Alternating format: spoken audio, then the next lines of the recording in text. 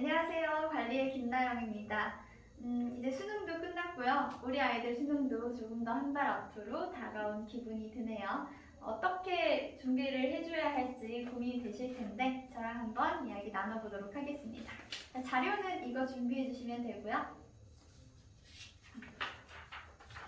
넘겨주시면 제 소개 첫 번째, 속 시원한 강의입니다. 제가 대치동에서 아이들 가르친 지 10년 됐어요. 너무 그만이라서 깜짝 놀라셨죠? 아이들 잘 이해 못해요. 빠르게 얘기하면 1, 4, 5, 7, 9로 얘기하면 잘 이해 못하니까 1, 2, 3, 4, 5, 6, 7, 8, 9 하나하나 짚어가면서 깊이 있게 이해를 시켜야 됩니다. 그래서 빠르지 않은 속도로 이해하기 쉽게 설명하도록 하고요. 쉽게 있는 내용은 또 반복하고 또 반복해서 아이들 귀에 딱지가 않게 알려줘요. 전 아이들한테 랩도 되게 많이 해요. 귀에 익을 수 있게 막 하는 랩들이 있는데 그런 거 하면 아이들이 나중에는 되게 지겨워하지만 기억이 확실하게 남거든요. 그리고 정의를 바탕으로 공부를 시켜요. 저는 수학과 나왔는데요. 수학은 정말 정의가 중요한 학문이에요. 데피니션.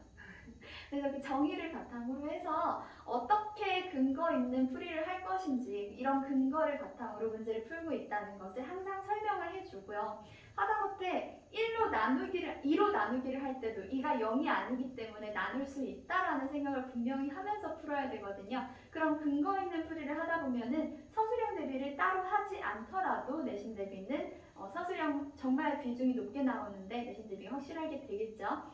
참고로 서술형 항상 따로 준비해주긴 합니다. 네. 그리고 다양한 접근법으로 통합적인 사고가 중요한 수능 대비도 제가 같이 확실하게 대비를 해주는데요. 수능 대비 같은 경우는 또 통합적인 사고가 되게 중요해요. 그래서 어떤 문제를 보고서 빨리 푸는 스킬을 좀 가지고 있으면 한 단계 빨리 가서 그 다음 단계를 생각할 수 있는 그런 기회가 오기도 하거든요. 그래서 그런 스킬들도 제가 많이 가지고 있고요. 그래서 아이들 정확하게 푸는 거, 그리고 빠르게 푸는 거, 여러 가지 방법으로 생각하는 거 전부 다 잘 할 수 있게 도와줍니다. 김나영 하면 저는 깔끔한 개념 정리 확실하게 좀 자랑을 하고 싶어요. 저희 아이들이 저랑 수업하면서 처음에 제일 많이 적응해야 되는 부분이 이 부분인데요. 보통 선생님 수업을 들으면 개념 정리를 잘 안 시킨대요. 그래서 저랑 수업을 하면서 개념 정리를 거의 처음 해보는 친구들이 되게 많더라고요. 근데 이렇게 개념 정리를 하면 정말 좋은 게 뭐냐 하면 내 손으로 쓴 노트 하나 있으면요. 수능장에 이거 하나만 가지고 가면 돼요. 그럼 요거 하나 들고 가서 수능 보기 5분 전에 요거 보다가 나중에 수능에서 문제 풀 때도 미분 교수 정의가 뭐더라? 그거 여기 내가 내 노트에서 오른쪽 페이지 여기 한 뒤통에 적어뒀던 거 이런 생각을 하면서 막 떠올릴 수가 있거든요. 선생님이 물론 써주는 것도 참 좋고 그리고 그런 어떤 좋은 문제집에 잘 적혀있는 써머리들도 물론 있죠. 근데 그런 것보다는 내 손으로 정확하게 적은 노트 하나가 정말 많은 도움이 됩니다. 그거를요 어릴 때부터 선생님 옆에서 도와주면요 지금부터 시작해서 1학년, 2학년, 3학년까지 아이가 전범위에 대한 노트를 한 권으로 만들 수가 있어요. 그렇게 만들어둔 노트가 정말 도움이 많이 될 겁니다. 아이들이 이제 돌아서면 까먹고 계속 이제 나중에는 막 섞여버리거든요. 그런 것들에 대해서 정확하게 개념 정리를 해서 당연히 암기를 해야 되겠죠. 첫 번째로는 저는 제대로 정리를 해왔는지 꼭 확인을 하고요. 그래서 항상 정리 노트 지참해야 하고요. 그거 숙제 검사할 때 100% 안에 꼭 들어가게 되어 있습니다. 그리고 정의 시험도 봐요. 그러니까 아이가 정리를 한 것뿐만이 아니고 머릿속에 넣어놔야 되잖아요. 어떤 단원 같은 경우는 그 정의를 모르면 아예 문제를 풀 수 없는 단원이 있고 어떤 단원은 또 어떤 흐름을 알아야 문제를 풀어갈 수가 있는데 그런 것들을 백지에다가 내가 써낼 수 있게 시험을 봐보면 자기가 얼마나 사실은 알고 있는지 확인을 할 수가 있거든요. 그래서 저는 정의시험 되게 자주 보는데요. 다 맞을 때까지 제 시험 봅니다. 물론 특정 단원에 대해서 그런데 정말 중요한 단원들은 그럴 만한 가치가 정말 있거든요. 그래서 그런 충분한 정의 공부를 확실하게 시키고요. 이것도 하나 보여드리고 싶은데요. 이렇게 생긴 이런 노트도 있어요. 이거는 뭐냐면 제가 아이들 내신 대비할 때 적어주는 손글씨 노트예요. 제가 직접 쓴 노트인데요. 이런 거는 아이가 직접 쓴 것보다는 못합니다. 하지만 자기 노트에 정말 필요한 내용이 빠지진 않았는지 확인하는 용도로도 좋고요. 저는 사실 아이들한테 내가 너희들한테 이렇게 관심이 많아 하고 보여주고 싶은 용도로도 있어요. 내가 이렇게까지 너희들 성적에 관심이 많단다 보여주고 싶어서요. 자, 넘어가서요. 그 다음 페이지 보시면 관리의 김나영이라고 적혀 있습니다. 이것도 저희 학생들이 저한테 지어준 별명이에요. 선생님 정말 관리의 김나영입니다. 뭐 이렇게 얘기를 하는데요. 저는 아이들 우선 되게 관리 중요하게 생각해요. 첫 번째로는 시험만으로도 아이가 공부가 되어야 되는데 제가 제일 안 좋아하는 게 뭐 선행을 했는데 까먹는 거. 이것도 사실 너무 많이 일어나는 일들이거든요. 그래서 시험은 항상 배운 데까지 누적으로 보는데요. 학기 중엔 어쩔 수 없어요. 어쩔 수 없이 내신 대비하는 그 범위에 해당하는 부분을 해야 되겠지만 방학이 되면요. 그래도 아이가 배운 데까지 전범위 누적으로 시험을 보는 게 좋겠죠. 그래서 가능하면 그 반에서 할 수 있는 최대한 누적으로 제가 시험을 준비를 합니다. 뭐 예를 들어서 수투까지 배웠다. 그러면 수원과 수투가 모두 시험에 들어가요. 그 부분이 수능범위니까요. 물론 뭐 1학년 같은 경우는 수상, 수하, 수원, 수투가 다 가야 되겠죠. 그 반 아이들이 수투까지 다 들었다면요. 그리고 중요 단원에 대해서는 아까 말씀드렸듯이 포인트 정의시험을 꼭 보고요. 그 다음에 다 맞을 때까지 무한 재시험 봅니다. 그리고 오답 정말 중요하게 생각하는데요. 오답은 한 문제도 빠지지 않고 전부 다 매김으로 풀어야 됩니다. 과제하는 순서가 정해져 있어요. 과제 순서 첫 번째는요. 오답이요. 오답은 테스트랑 교재랑 부교재 전부 다 해야 되는 거고요. 누적이에요. 내가 지금 5단원을 풀고 있다 하더라도 3단원의 오답이 남았으면 그 3단원 오답 해올 때까지 해오라고 제가 얘기합니다. 두 번째는 정리노트예요. 정리노트 아까 얘기했던 이 깔끔한 개념들에 해당하는 그 정리노트인데요. 아이가 노트 정리를 해서 항상 지참을 해야 합니다. 그 다음에 세 번째는 교재에 새로 배운 부분에 대해서 풀고 채점하고 틀린 거 다시 풀어서 채점하고 질문할 거 정리해 오는 것까지가 숙제예요. 채점하는 방법도 정해져 있는데요. 맞으면 동그라미, 틀리면 끝고, 다시 해서 맞으면 틀리면, 다시 풀어서 맞으면 틀리면, 다시 풀어서 맞으면 틀리면, 뭐 이런 식으로 해서 아이가 몇 번 고민을 해서 몇 번 만에 맞았는지 몇 번 만에 풀었는지 확인할 수 있게 이렇게 채점하는 습관부터 잘 들여놓으면요. 시험이 다가왔을 때 시험 직전에 내가 정말 많이 몰랐던 거 이 횟수가 많은 것부터 먼저 풀어도 좋고요. 그리고 어떤 아이들 같은 경우는 맞은 거를 채점 안 하는 경우가 있어요. 그거 되게 나쁜 습관이거든요. 왜냐하면 안 풀고 넘어간 것도 있고요. 풀었는데 채점이 안 된 것도 있고요. 풀어서 채점을 해서 맞은 것도 있겠죠. 그런 것들이 다 뒤섞여 버리는 거예요. 그래서 맞은 건 꼭 동그라미 치고 넘어가도록 해주세요. 넘어가서요. 나영쌤이 직접 하는 과제 검사. 보통 선생님들이 조교쌤을 많이 사용을 합니다. 물론 저도 저를 도와주시는 조교쌤분들이 계시긴 하지만 가능하면 제가 최대한 아이들 과제 검사를 스스로 하려고 해요. 적어도 모든 아이들 과제에 대해서 제가 모두 다 멘트를 적어주려고 하고요. 우선 100% 절대 쉽게 나가지 않는데요. 풀고 채점하고 또 틀린 거 다시 풀고 채점하는 것까지 완벽하게 하고 정리노트 해서 꼭 지참을 하고 그리고 누적 오답까지 완벽하게 했을 때 숙제는 100%로 나갑니다. 그래서 우리 아이가 정말 제 숙제 검사에서 100%를 받았다면 진짜 제대로 하고 있는 거예요. 아이가 비슷한 오답은요. 제 학생 관리 카드에 기입을 해두고요. 그 다음에 아이 과제에도 제가 적어줘요. 이렇게 보면 과제에 3칸이 있어요. 여기에 제일 먼저 아이가 채점을 해서 틀린 거, 오답이 아직 남아있는 거 있죠. 아직 해결하지 못한 문제를 여기다 적어요. 이게 72번까지 있는 책인데요. 보통 이 정도면 아이들이 한 적어도 10문제 정도는 질문이 나오는 것 같아요. 그러면 10개의 번호가, 문제 번호가 여기 적혀 있겠죠. 그거를 제가 여기 적어주고요. 그 다음에 제가 수업 시간에 아이들 질문하는 거 질문해주고 나면 이 아이가 다시 집에 가서 자기 힘으로 풀어오고요. 다시 풀어서 채점까지 마치면 그 중에서 한 5개, 4, 5개 정도? 3, 포인트일 수도 있고요. 남겠죠. 그 부족한 문제를 다시 또 여기 제가 적어줍니다. 그 중에서 두 문제를 해결하고 한두 문제가 남았다면 또 여기 적고, 그 다음에 만약에 이것까지 다 해왔다면 여기에 제가 OK를 적어줄 거예요. 그러면 이 책 오답은 정말 완벽하게 끝난 거예요. 하지만 그렇지 않고 여기 애가 계속 그 한두 문제가 남아있다. 그럼 계속 적어줘요. 계속 적어서 10번이고 20번이고 제가 재검사를 합니다.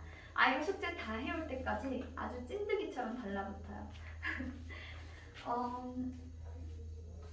아이 숙제에 대해서는 제가 이 숙제 부족한 부분만 얘기하는 게 아니고 아이에 대한 칭찬도 하고 멘트도 많이 적어줘요. 그래서 숙제 진짜 열심히 해오고 있다. 많이 좋아지고 있다. 노력하는 게 보인다. 계속 지금처럼 하면 좋겠다. 또는 이렇게 공부하면 안 된다. 우리 조금 더 열심히 해야 된다.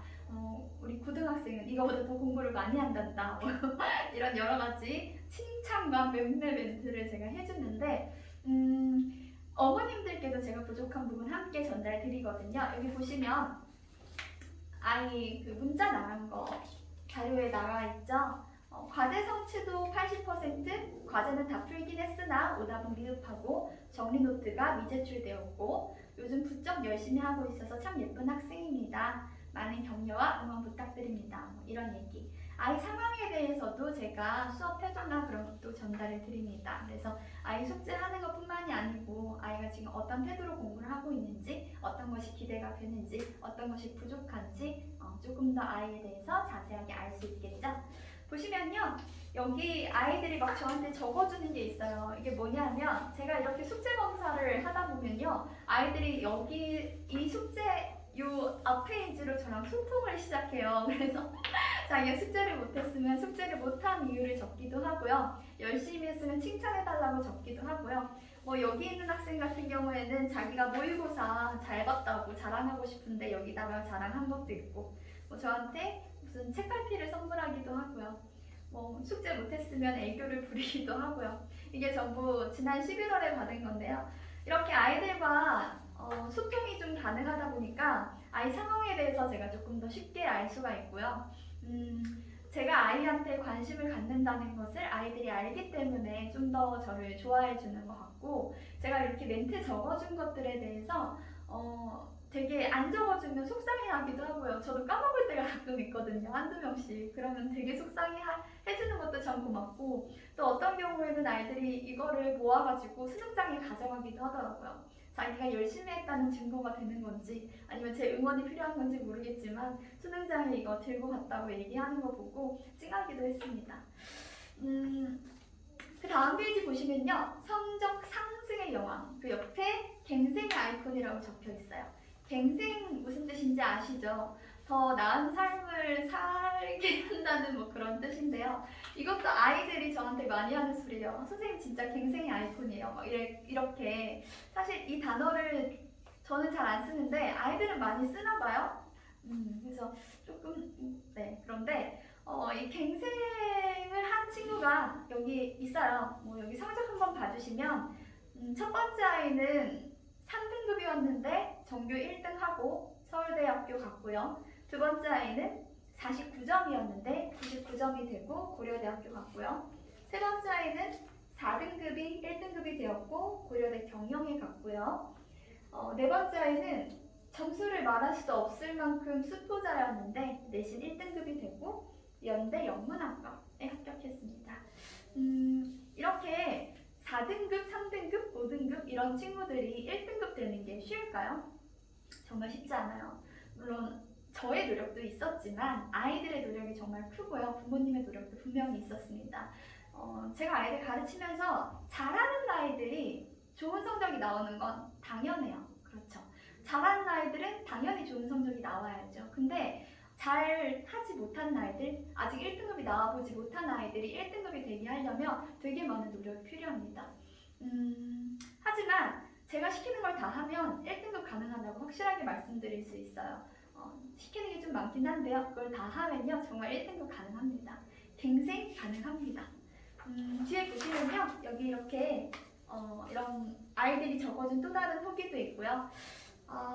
제가 제자하기가 참 어려워요. 하나하나 다 잘하기가 쉽지 않은데 여기 보면 아이들이 제가 어떤 선생님인지 많이 적어 놓았으니까 좀 자세하게 봐주시면 감사하겠습니다.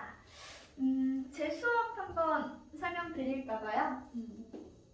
수학상 심화 특강이고요. 그래서 월금 6시부터 10시까지인데 15회로 끝이 나는 수업이에요. 특강이라서요. 수학상 심화고 이 정도 난이도는 거의 내신 대비 시작이라고 보시면 돼요. 그래서 문제 난이도가 결코 쉽지 않고요. 어쩌면 1품 이상 정도라고 생각하시면 될 것 같아요. 그 이상 학교 기출 위주로 풀 거예요. 학교 기출이 블랙라벨보다 어려운 문제도 있거든요. 다 그런 건 아니지만 난이도로 얘기를 하자면요. 그래서 대치동 내신이 어느 정도 수준이 나오는지 맛보기를 할 수 있고 어느 정도 아이들이 수준을 만들어갈 수 있는 그런 기회가 되었으면 좋겠고요. 그 다음에 확률과 통계 수업은 수요일에 있습니다. 이것도 특강인데요. 겨울 특강. 얘는 8회 동안 진행이 되고요. 주 1회 수업이에요. 주 1회 수업인데 여기 보시면 주 1회 수업인데 과제가 회당 80문항 내외예요. 그러니까 적지 않죠. 80문항이면 방학 동안에 아이들이 공부하기 좀 많은 양인데 확통은요. 아무래도 문제를 많이 풀어야만 하는 과목이에요. 그래야 좀 더 습득이 되고 활용도가 높아지기 때문에 응용을 하려면 어쩔 수 없이 문제를 좀 많이 풀어야 되거든요. 그래서 80문항 정도라고 해도 그렇게 많지 않은 게 그래도 일주일에 7일이니까 하루에 10문제 내외 정도로 풀면 괜찮아요. 그렇게 하면 매일마다 꾸준하게 했을 때 큰 부담 없이 따라갈 수 있을 거예요. 그렇게 해서 확률과 통계 잘 끝낼 수 있고요.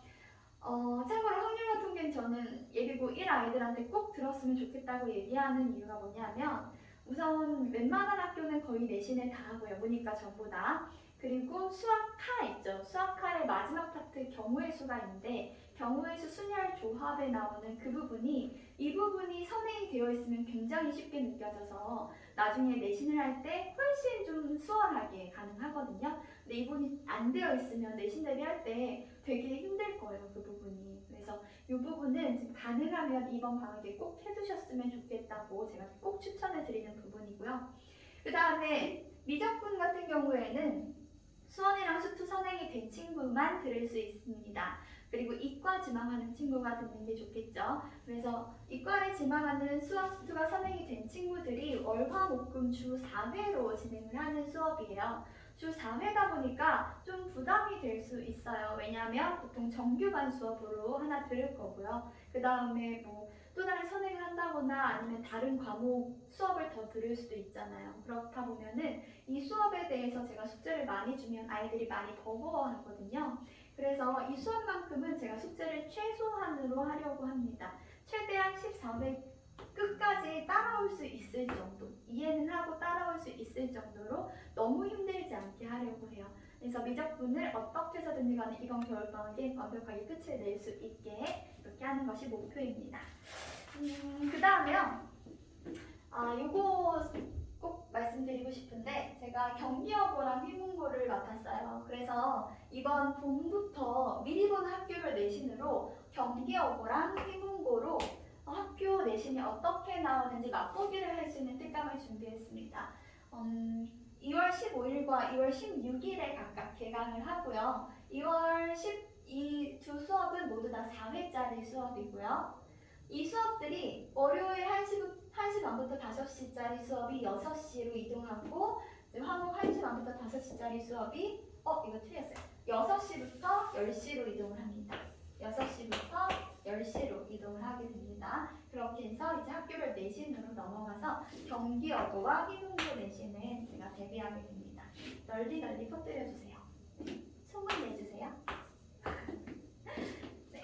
그리고 이제 그러면 제가 준비한 설명이 이제 끝났네요. 어떠셨어요?